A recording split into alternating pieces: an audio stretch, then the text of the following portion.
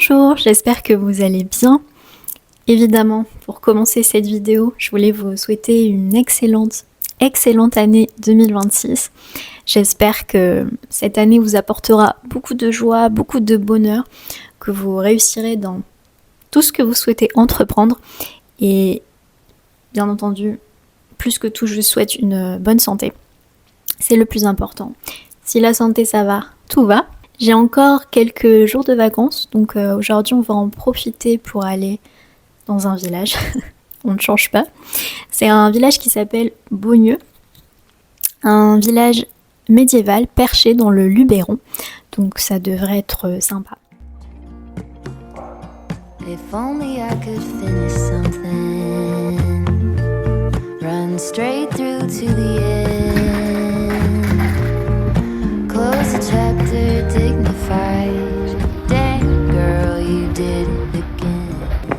Il fait un froid polaire, on se caille.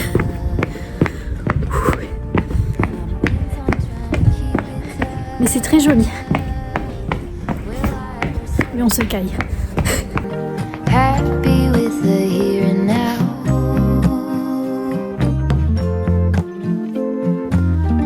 When will it ever be enough?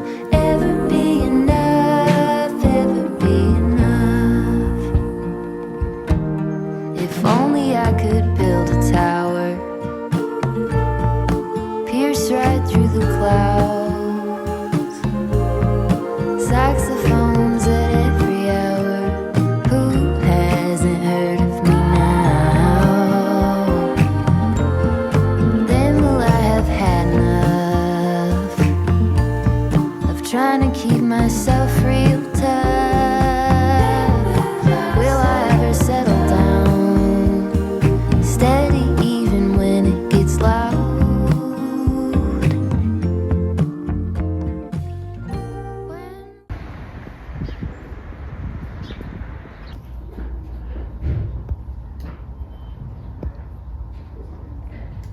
On sort du restaurant, c'était vraiment très bon, très bien préparé.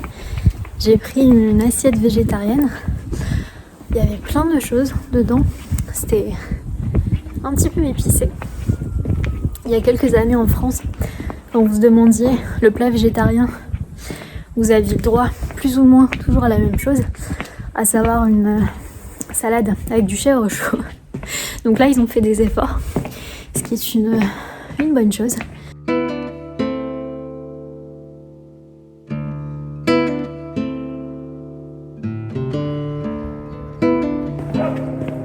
Il y a un chien pas content. Je sais pas où il est.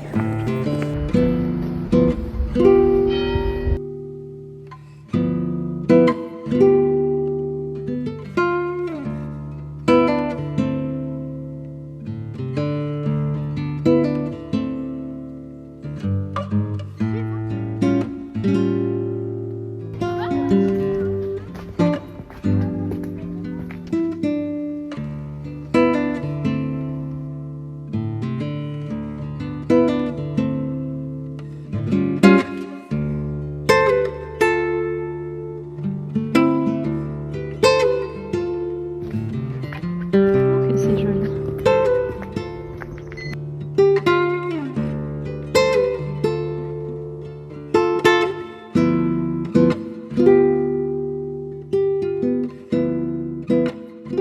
Je pense que c'est un village qui peut vraiment vous plaire si vous aimez la photo, si vous aimez prendre des photos, parce qu'il y a plein d'escaliers partout, plein de petites ruelles escarpées, il y a de belles couleurs. Je pense que je vais pas rester jusque là, mais je pense que vers 4h30, 5h, ça doit être magnifique.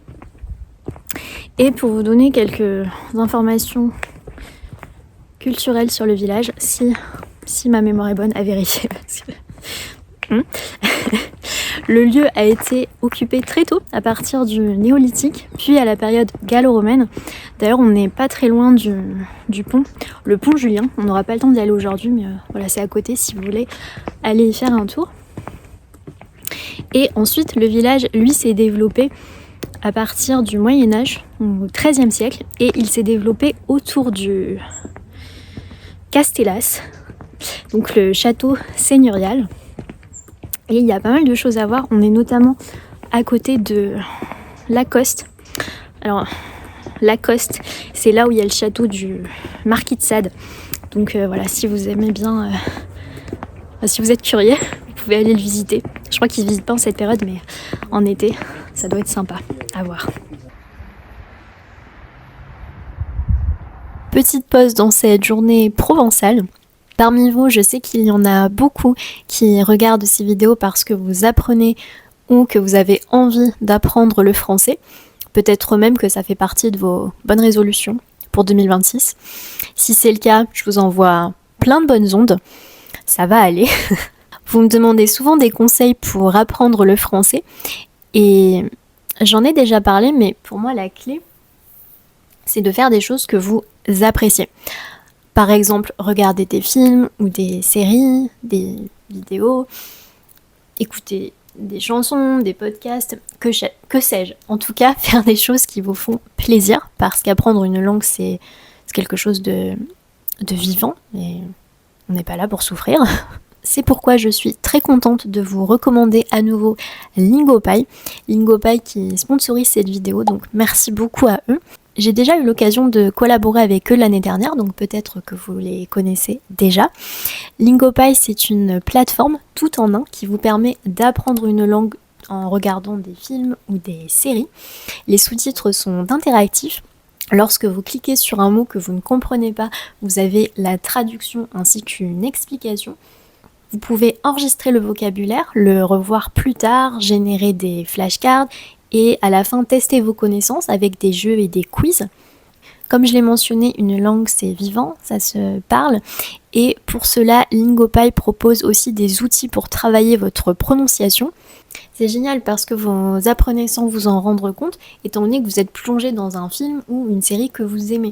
Si vous avez envie de tester, en passant par le lien que je vous mettrai dans la description, vous bénéficiez de 7 jours gratuits et 55% de réduction sur le plan annuel. Donc n'hésitez pas à tester pour voir si ça peut vous convenir. Et merci encore une fois à Lingopie de me faire confiance. On retourne à la vidéo dans le village.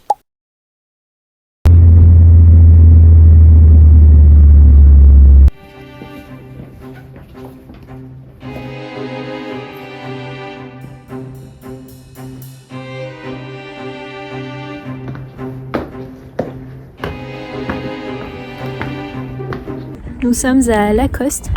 Je vais vous donner un petit aperçu du château du Marquis de Sade.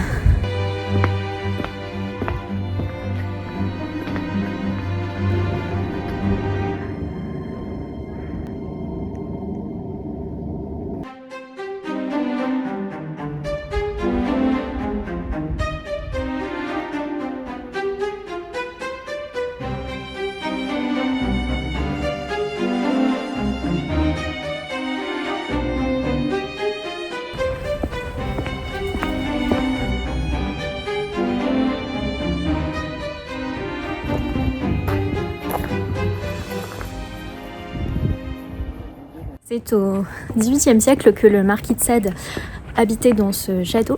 Il me semble qu'il y a séjourné notamment pour échapper aux poursuites judiciaires dont il était l'objet. Ensuite, le château a été détruit pendant la Révolution française et aujourd'hui, c'est un couturier qui est le propriétaire, Pierre Cardin, je sais plus. Pierre Cardin, c'est dans Emily in Paris.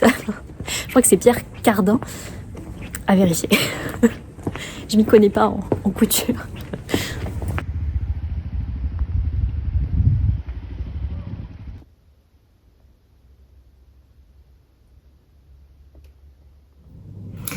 Coucou, je ne vous ai pas parlé aujourd'hui, je crois.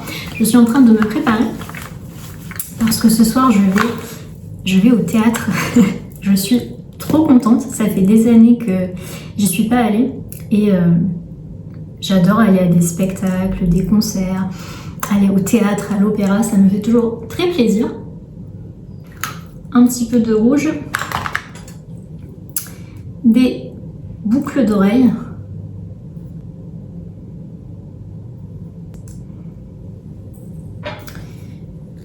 une petite touche de parfum.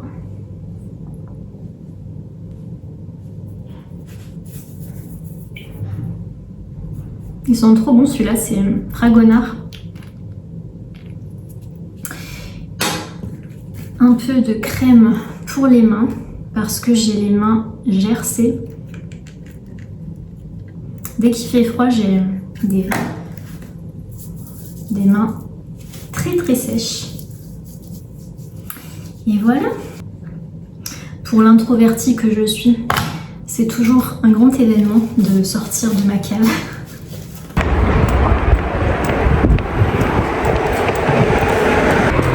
C'est rare que je sorte de nuit, je suis pas dans mon élément.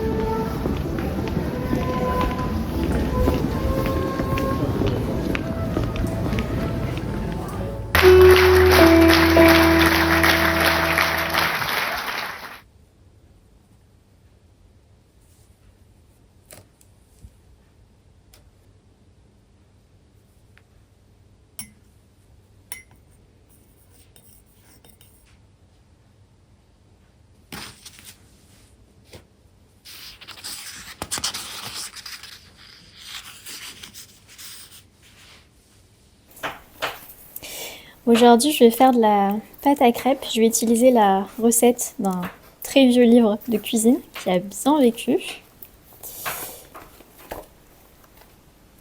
Alors là, pour 10 à 12 crêpes, j'aurai besoin de 200 g de farine, 2 œufs, 2 cuillères à soupe d'huile, un quart de litre de lait et une pincée de sel. Bon là, moi, je vais tripler les quantités parce qu'on sera plusieurs. Et je rajoute toujours du rhum, une cuillère à soupe de rhum parce que j'aime bien ça dans les crêpes. Je vous mets la recette si jamais ça vous intéresse. C'est une recette toute simple, il n'y a pas de beurre. Mais moi c'est celle que je fais depuis des années, j'aime bien. Et la touche finale, la cuillère de rhum. Ça change tout, ça donne du goût. Bon, là je vais en mettre 3 parce que j'ai triplé les proportions.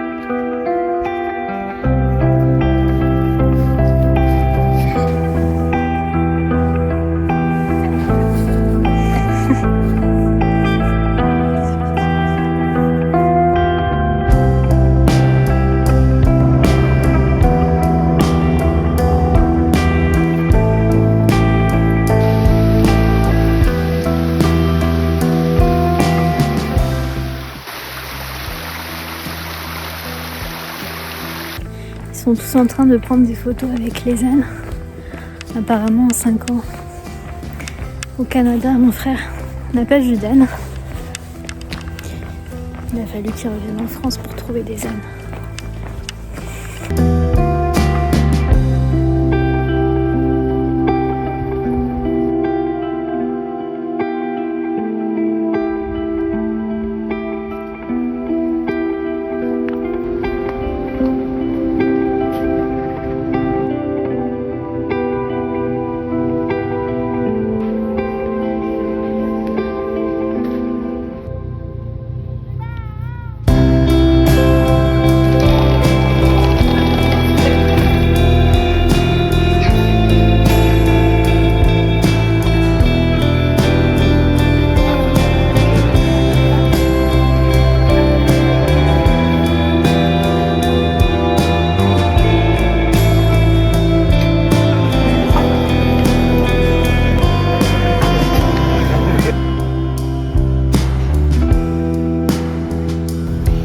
J'ai acheté plein de cartes postales. Vous les recevrez bientôt pour ceux qui ont un abonnement aux cartes postales.